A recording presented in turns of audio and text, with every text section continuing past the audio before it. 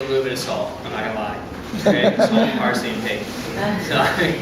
So this here is the loin, is the sirloin.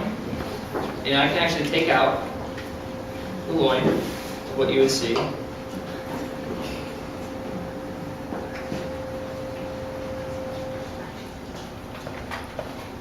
this part is really good.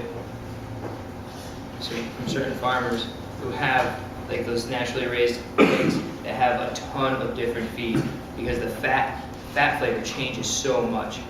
It can be really, really intense. So that's a little bit of a loin roast right there. Okay. What's your personal favorite cut?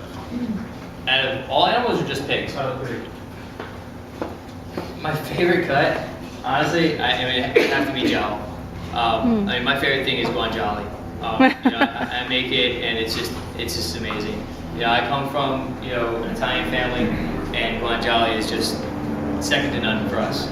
Like I spent some time in Sicily and working with my cousin there. It was unbelievable, just the fabrication they did. I mean, we did 8 pigs in 1 week, and we made pancetta this tall. We took the whole side of the pig and rolled it. It's unbelievable. What they do. It's just. For me, it's the jowl. It's definitely the jowl, because you can also do things like those raised cheeks.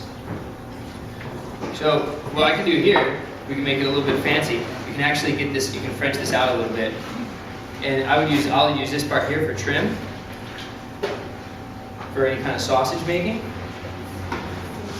And I'm just making that incision, sorry, you see? I'm just making that incision again like I did with the belly, okay? I'm just gonna follow that down.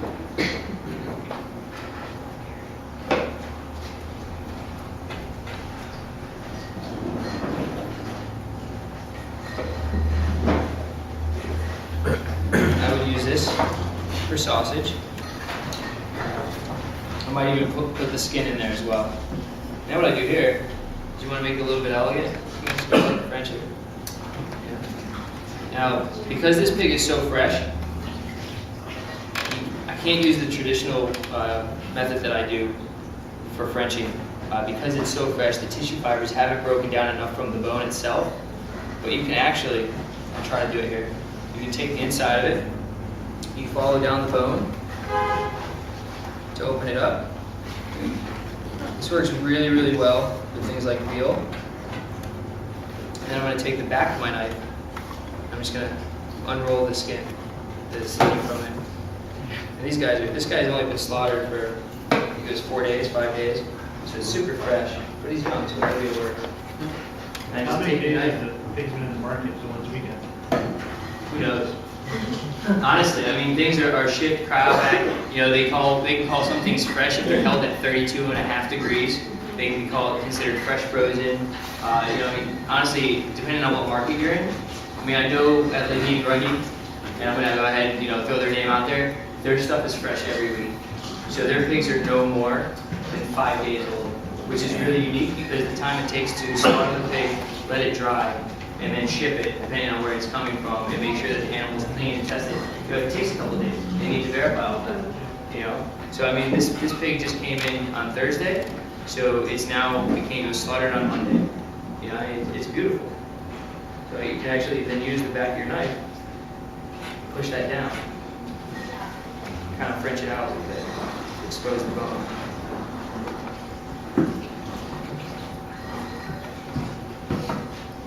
How many pigs did you go through before you knew what you were doing? I don't know. I still don't know what I'm doing.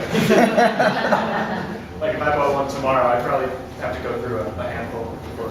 I mean, it's really, like I said, it's about doing it over and over and over again. And I was really, really fortunate in the sense that, we worked with a chef that just, said, okay, you want to learn this? Then, I mean, I also consider him lazy because he gave me all of his work. It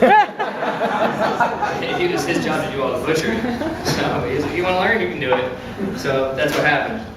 But it's just like anything, you do it 3 or 4 times, you know what you're looking for. If you get a half pig, like this every time, and okay, I know I want a rack, so I know I need to take this to this. I know I want my loin here to here, you know what you're looking for, you know what to find it.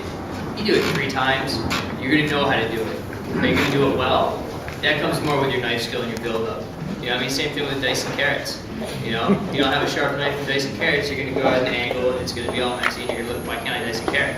You know, you're going to figure out why you can't dice a carrot. You're going to figure out why you can't French a boner. You know, why you can't find the flat iron or what have you. You know, it's all in routine. It really, really is.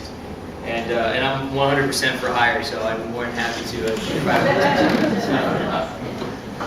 So this right here, we've got. I'm gonna go ahead and take the skin right off, and then we've got a nice bone-in French wrap. And I'll let you know now, I'm hesitant on a couple of things. Like, I go ahead and cut this off, you know, no problem. But not having a bandsaw, I'm gonna go ahead and limit myself to a couple of cuts here, just because I want to go home with all my fingers today. Anyone have any more questions about anything? I think we're going to get into some trussing. We'll possibly check out our bacon. Okay, actually, let's do our bacon. You guys want to do bacon? Yeah. All right. So we're going to talk about the process of bacon. I've got one that's ready. Let me just make sure it's nice and hot for you. I don't want to serve you any cold bacon.